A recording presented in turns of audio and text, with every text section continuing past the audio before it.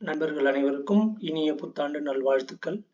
MEAG TNPSC அகாடமியிலிருந்து முனைவர் மா. Vijay Alexander. November மாதம் 22ஆம் தேதியின் முக்கியமான நடப்பு நிகழ்வுகளை காண்போம். கண்டம் விட்டு கண்டம் பாயும் ஏவுகணை ICBM மூலம் ரஷ்யா தங்கள் மீது தாக்குதல் நடத்தியதாக உக்ரைன் கூறியுள்ளது.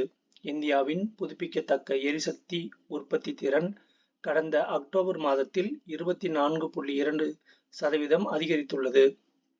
பருவநிலை மாற்ற நடவடிக்கை செயல்திறன் ஒப்பீடு. பருவநிலை மாற்றத்தை எதிர்த்து போராடுவதற்கான முயற்சிகளுக்காக மதிப்பிடப்பட்ட 60க்கும் மேற்பட்ட உலக நாடுகளின் தரவரிசை பட்டியலில் இந்தியா 10வது இடத்தை பிடித்துள்ளது. உலகின் அதிக மக்கள் தொகை கொண்ட நாடாக இந்தியா இருந்தாலும் அங்கு தனிநபர் உமிழ்வு மற்றும் எரிசக்தி பயன்பாடு ஒப்பீட்டு அளவில் குறைவாக உள்ளது. இந்தியாவின் தனிநபர் கரியமில வாயு உமிழ்வு 2.9 உள்ளது. இது உலகளாவிய சராசரியான 6.6 உமிழ்வுதனை விட மிக குறைவாக உள்ளது.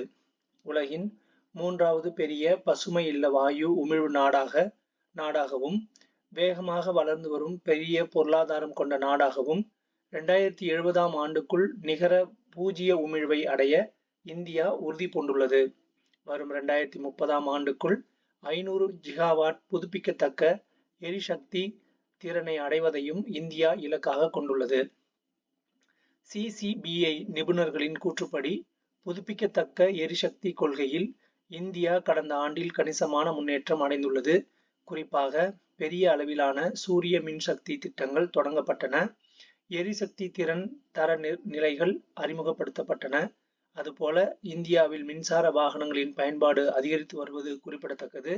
இந்த நேர்மறையான முன்னேற்றங்கள் ஒருபுறம் இருந்தாலும் மின் உற்பத்திக்கு நிலக்கரியை இந்தியா பெரிதும் நம்பியுள்ளது. அதிக நிலக்கரி இருப்புகளை கொண்ட 10 நாடுகளில் இந்தியாவும் ஒன்று ஆகும். தரவரிசையின்படி ஐரோப்பிய யூனியனுடன் 63 நாடுகள் உலகளாவிய உமிழ்வுக்கு 90% பங்களிக்கிறது. அதிக செயல்திறன் கொண்ட G20 நாடுகளில் இந்தியாவும் பிரிட்டனும் மட்டுமே இடம்பெற்றுள்ளன.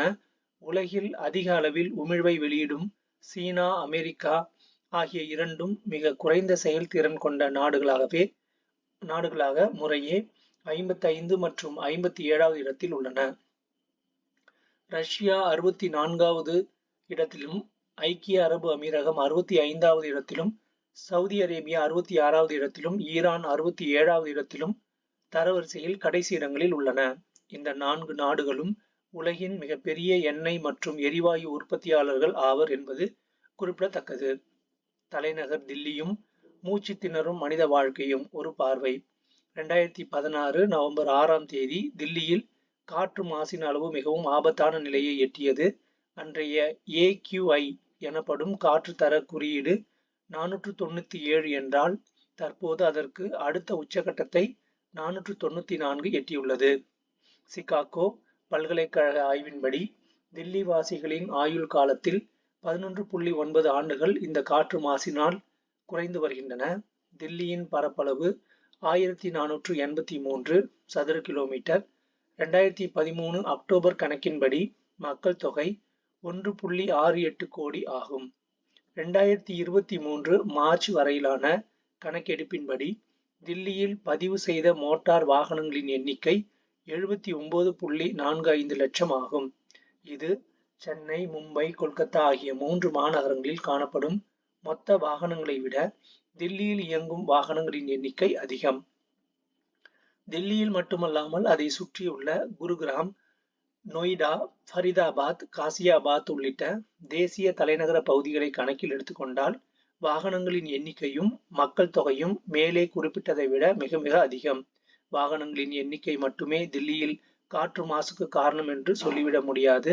அண்டை மாநிலங்களில் அறுவடை செய்யும் வைக்கோல் கதிரை தீயிட்டு கொளுத்துவது, கட்டுமான இடிப்புகள் மட்டுமல்லாமல் சாலையில் காணப்படும் தூசும் கூட ஏனைய காரணங்களாகும்.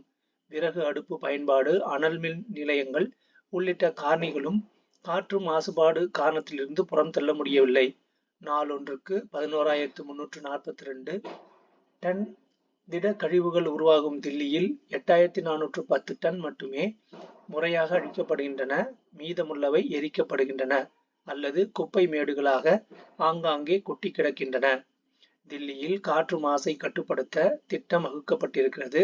சரக்கு வாகனங்கள் நகருக்குள் நுழைய தடை, பள்ளிகளில் இணைய வழி வகுப்புகள், கட்டுமான பணிகள் நிறுத்தி வைப்பு, மோட்டார் வாகனங்கள் பயன்பாடு குறைப்பு, ஊழியர்கள் வீட்டிலிருந்து செயல்பட அனுமதி உள்ளிட்டவை அமல்படுத்தப்பட்டிருக்கின்றன.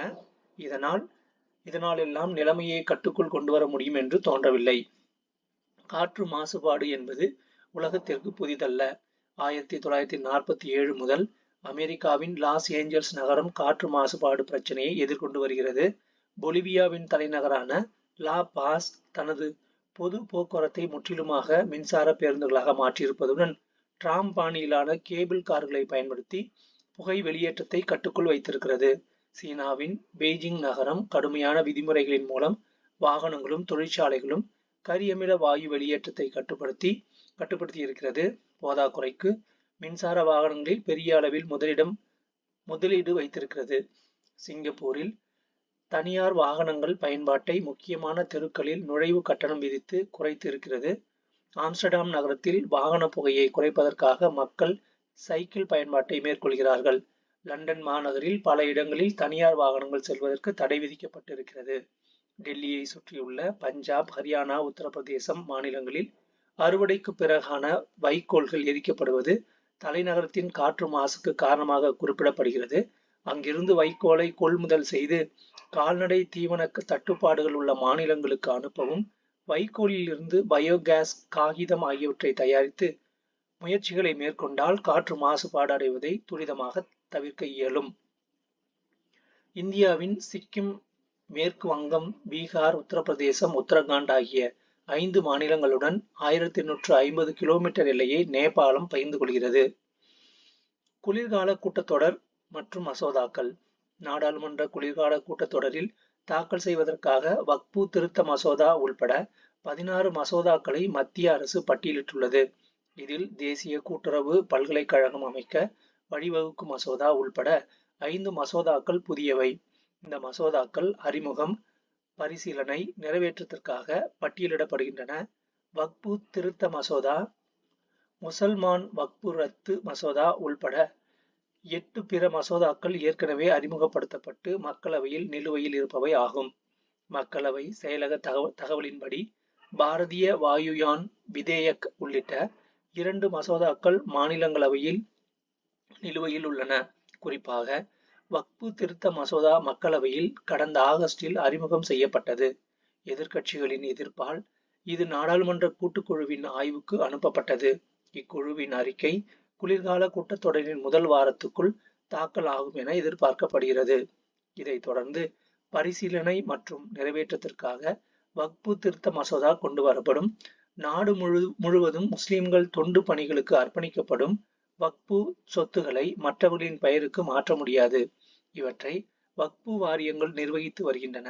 இந்நிலையில் வக்பு சொத்துக்கள் தொடர்பான முக்கிய அம்சங்களுடன் வக்பு சட்ட திருத்த மசோதாவை மத்திய அரசு கடந்த மழைக்கால கூட்டத்தொடரில் கொண்டு வந்தது. மேற்கொள்ளப்பட்டுள்ள மாற்றங்களை ஆராய கூடுதல் அவகாசம் தேவை என்பதால் நாடாளுமன்ற கூட்டுக்குழுவின் காலத்தை நீட்டிக்க வேண்டும் என்று அக்குழுவில் இடம்பெற்றுள்ள எதிர்க்கட்சி எம்பிக்கள் வலியுறுத்தியுள்ளனர். இந்தியா ஈடுபட்டுள்ள கடல்சார் ஒப்பந்தங்கள் இந்திய விதிமுறைகளுக்கு இணங்குவதை உறுதி செய்யும் வணிக கப்பல் மசோதா எனும் புதிய வரைவு மசோதாவுக்கு தாக்கல் செய்யப்பட்டுள்ளது. சூரிய மின்சக்தி ஒப்பந்தங்களை பெற இந்திய அதிகாரிகளுக்கு தொழிலதிபர் கௌதம் அதானி $265 மில்லியன், அதாவது சுமார் ரூபாய் 2238 கோடி லஞ்சம் அளித்ததாக அமெரிக்க நீதித்துறை குற்றம் சாட்டியுள்ளது. நாடாளுமன்ற கூட்டுக்குழு விசாரணைக்கு எதிர்க்கட்சி தலைவர்கள் அழைப்பு விடுத்துள்ளனர். நாட்டில் அரசியல் ரீதியில் புயலை கிளப்பியுள்ள இந்த விவகாரம் குளிர்கால கூட்டத்தொடரில் பெரிய அளவில் எதிரொலிக்க வாய்ப்புள்ளது. அதானி குழுமத்துடன் செய்த விமான நிலைய விரிவாக்கம் மற்றும் எரிசக்தி ஒப்பந்தங்களை ரத்து செய்வதாக கென்ய அதிபர் வில்லியம் ரூடோ அறிவித்துள்ளார். லாவோஸில் நடைபெறும் ஆசியான் பிளஸ் கூட்டமைப்பின் பாதுகாப்பு அமைச்சர்களுக்கான மாநாட்டில் பங்கேற்ற மத்திய பாதுகாப்புத்துறை அமைச்சர் ராஜ்நாத் சிங் சர்வதேச அளவில் நிகழும் பல்வேறு பிரச்சனைகளுக்கு தீர்வு காண புத்த மத கொள்கைகளை உலக நாடுகள் பின்பற்ற வேண்டும் என்று தெரிவித்தார். வெவ்வேறு மாநிலங்களுக்கு கொத்தடிமை தொழிலாளர்கள் கடத்தப்படுவதை தடுக்க மத்திய அரசு திட்டம் வகுக்க வேண்டும் என்று உச்சநீதிமன்றம் உத்தரவிட்டுள்ளது. காசாவில் போர் குற்றத்தில் ஈடுபட்டதாக இஸ்ரேல் பிரதமர் பெஞ்சமின் நெதன்யாகு அந்த நாட்டு முன்னாள் பாதுகாப்புத்துறை அமைச்சர் யோவாவ் கலாண்ட் ஆகியோருக்கு எதிராக சர்வதேச குற்றவியல் நீதிமன்றம் கைது உத்தரவு பிறப்பித்துள்ளது. காசாவில் இஸ்ரேல் நடத்தி வரும் தாக்குதலில் உயிரிழந்தவர்களின் எண்ணிக்கை 44,000 கடந்துள்ளது குறிப்பிடத்தக்கது. நாட்டின் புதிய தலைமை கணக்கு தணிக்கையாளராக மத்திய உயர்கல்வித்துறை முன்னாள் செயலர் கே. சஞ்சய் மூர்த்தி பதவியேற்றார். அரசின் வரவு செலவு கணக்குகளில் வெளிப்படைத்தன்மை மற்றும் பொறுப்புடைமையை உறுதி செய்வதில் தலைமை கணக்கு தணிக்கையாளரின் பங்கு முக்கியமானது என்பது குறிப்பிடத்தக்கது. பிளாஸ்டிக் பொருட்களின் வர்த்தகத்துக்கு வரம்பு நிறுவும் முயற்சிகளால் உலக வர்த்தக அமைப்பின் விதிமுறைகள் தொடர்பாக எதிர்காலத்தில் ஏற்படக்கூடிய மோதல்கள் குறித்து இந்தியா கவலை தெரிவித்துள்ளது. கொரியாவின் பூசானில் நடைபெறவுள்ள பிளாஸ்டிக் மாசுபாடு குறித்த ஐநாவின் அரசுகளுக்கு இடையேயான பேச்சுவார்த்தை குழு கூட்டத்தில் அனைத்து வகையான பிளாஸ்டிக் உற்பத்தி, வர்த்தகம் மற்றும் நுகர்வு ஆகியவற்றில் வரம்புகளை நிறுவும் முயற்சிகளை சில நாடுகள் பரிசீலித்து வருவதாக ரஷ்யா தெரிவித்துள்ளது. அத்தகைய சூழலில் சுகாதார மற்றும் வேளாண் துறையை சார்ந்த பைட்டோ சானிட்டரி பிளாஸ்டிக் பொருட்களை வர்த்தகம் செய்வதற்கு அடிப்படையான உலக வர்த்தக அமைப்பின் விதிகள் இனி பொருந்தாது. இதை கருத்தில் கொண்டு இந்த விவகாரத்தில் ரஷ்யாவின் கருத்தை இந்தியா, சவுதி அரேபியா ஆகியவை வழிமொழிந்தன. உலக அளவில் பிளாஸ்டிக் ஏற்றுமதியில் இந்தியா முக்கிய பங்கு வகிக்கிறது. நடப்பு நிதியாண்டில் அக்டோபர் வரையிலான காலகட்டத்தில் இந்தியாவின் பிளாஸ்டிக் ஏற்றுமதி 14.37% அதிகரித்து $521 கோடி உள்ளது குறிப்பிடத்தக்கது. திருவள்ளூர் மாவட்டம் பட்டாபிராமில் ரூபாய் 330 கோடியில் கட்டப்பட்டுள்ள டைட்டல் பூங்காவை முதல்வர் மு.க. ஸ்டாலின் திறந்து வைத்தார். தமிழகத்தின் வடபகுதியில் உள்ள நகரங்களுக்கு தகவல் தொழில்நுட்ப வளர்ச்சியை கொண்டு செல்லும் நோக்கத்துடன் பட்டாபிராமில் 11.41 ஏக்கர் பரப்பளவில் ரூபாய் 330 கோடி செலவில் தரை மற்றும் 21 தளங்களுடன் 5.57 லட்சம் சதுர அடி பரப்பளவில் டைட்டல் பூங்கா கட்டப்பட்டுள்ளது.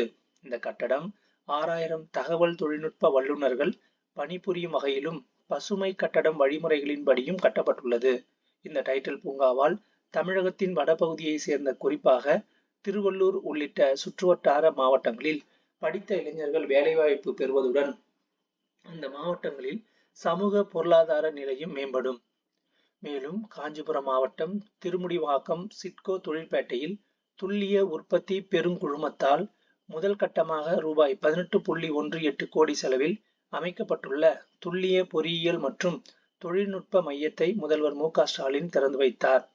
தமிழக அரசின் முன்னோடி திட்டங்களில் ஒன்றான மாநில மதிப்பீட்டு புலம் கடந்த 2021ஆம் ஆண்டு முதல் செயல்பட்டு வருகிறது.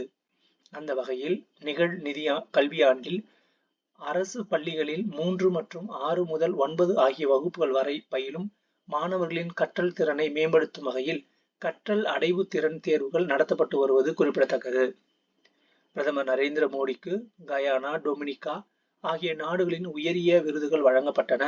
கரோனா பெருந்தொற்று காலகட்டத்தில் அவர் ஆற்றிய பங்களிப்புகள் மற்றும் மனித குலத்துக்கான தலை சிறந்த சேவையை கௌரவிப்பதாக குறிப்பிட்டு இவ்விருதுகள் அளிக்கப்பட்டுள்ளன. இதன் மூலம் பிரதமர் மோடிக்கு இதுவரை வழங்கப்பட்ட வெளிநாட்டு உயரிய விருதுகளின் எண்ணிக்கை 18ஆக உயர்ந்துள்ளது. நைஜீரிய பயணத்தின் போது பிரதமருக்கு அந்நாட்டின் உயரிய விருதான Grand Commander of the Niger வழங்கி கௌரவிக்கப்பட்டது. 56 ஆண்டுகளுக்கு பின் கயானாவுக்கு வந்த முதல் இந்திய பிரதமர் என்ற பெருமை மோடிக்கு கிடைத்துள்ளது. கயானா அதிபர் முகமது இர்ஃபான் அலியுடன் அவர் நடத்திய பேச்சுவார்த்தைக்கு பிறகு இரு நாடுகளுக்கும் இடையே 10 ஒப்பந்தங்கள் கையொப்பமாகின. இந்தியா கரிபியன் நாடுகள் கூட்டமைப்பு, அதாவது கரிபியன் கம்யூனிட்டி இடையிலான 2வது உச்சி மாநாட்டில் பிரதமர் மோடி பங்கேற்று உரையாற்றினார். அப்போது இந்தியா கரிபியன் நாடுகள் இடையிலான ஒத்துழைப்பை மேம்படுத்துவதற்காக திறன் கட்டமைப்பு, விவசாயம், உணவு பாதுகாப்பு, புதுப்பிக்கத்தக்க ஆற்றல், பருவநிலை மாறுபாடு உருவாக்கம், தொழில்நுட்பம் மற்றும் வர்த்தகம், கிரிக்கெட் மற்றும் கலாச்சாரம், பெருங்கடல் பொருளாதாரம், மருத்துவம், சுகாதாரம் ஆகியவற்றின் கீழ் 7 அம்ச செயல் திட்டத்தை முன்வைத்து பல்வேறு அறிவிப்புகளை வெளியிட்டார். அறிவியல் கம்யூனிட்டி கூட்டமைப்பில் Antigua, Barbuda, Bahamas, Barbados, Belize, Dominica, Grenada, Guyana, Haiti, Jamaica, Saint Lucia, Suriname, Trinidad, Tobago உள்ளிட்ட நாடுகள் இடம்பெற்றுள்ளன. அறிவியல் கம்யூனிட்டி கூட்டமைப்பில் அல்ல, கரிபியன் கம்யூனிட்டி கூட்டமைப்பில், மன்னிக்கவும்.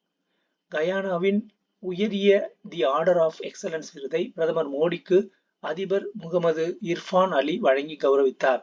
இதேபோல் டொமினிகா நாட்டின் டொமினிகா அவார்ட் ஆஃப் ஹானர் விருதை அந்நாட்டில் அதிபர் சில்வானி பர்டன் பிரதமருக்கு வழங்கி கௌரவித்தார். கொல்கத்தாவில் நடைபெறும் சர்வதேச திரைப்பட விழாவில் வங்கதேசம் பங்கேற்காது என்று தெரிவிக்கப்பட்டுள்ளது. வங்கதேசத்தில் பதவியேற்ற இடைக்கால அரசுக்கும் இந்திய அரசுக்கும் இடையே சுமூகமான உறவு இல்லை. வங்கதேசம் பங்கேற்காமல் இப்போதுதான் முதல் முறையாக இந்த திரைப்பட விழா நடைபெற உள்ளது. முன்னதாக 48வது கொல்கத்தா புத்தக கண்காட்சியிலும் வங்கதேசம் பங்கேற்காமல் புறக்கணித்தது குறிப்பிடத்தக்கது.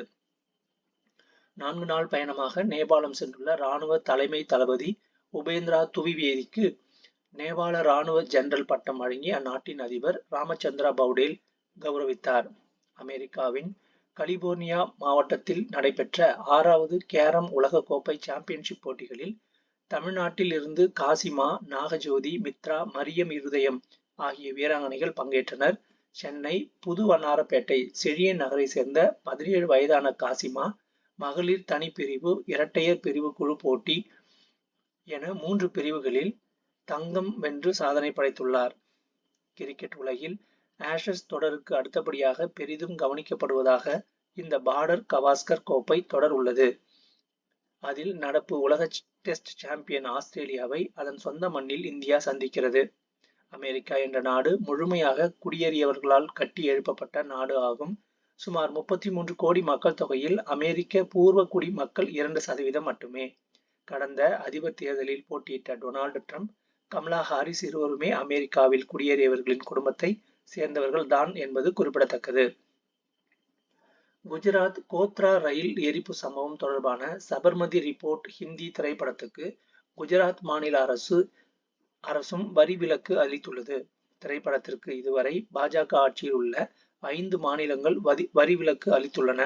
கடந்த 2002ஆம் ஆண்டு பிப்ரவரி மாதம் 27ஆம் தேதி குஜராத்தை சேர்ந்த கர சேவகர்கள் அயோத்திக்கு சென்றுவிட்டு சபர்மதி விரைவு ரயிலில் சொந்த ஊர்களுக்கு திரும்பிக் கொண்டிருந்தனர். கோத்ரா ரயில் நிலையம் அருகே ரயில் வந்தபோது S6 படுக்கை வசதி கொண்ட பெட்டிக்கு சிலர் தீ வைத்தனர். இதில் 59 கர சேவகர்கள் உயிரிழந்தனர். இதைத் தொடர்ந்து மாநிலம் முழுவதும் வன்முறை பரவி பல இடங்களில் கட்டுக்கடங்காத மத கலவரமாக மாறியது. இதில் 1000க்கும் மேற்பட்டோர் உயிரிழந்தனர் என்பது குறிப்பிடத்தக்கது. நன்றி.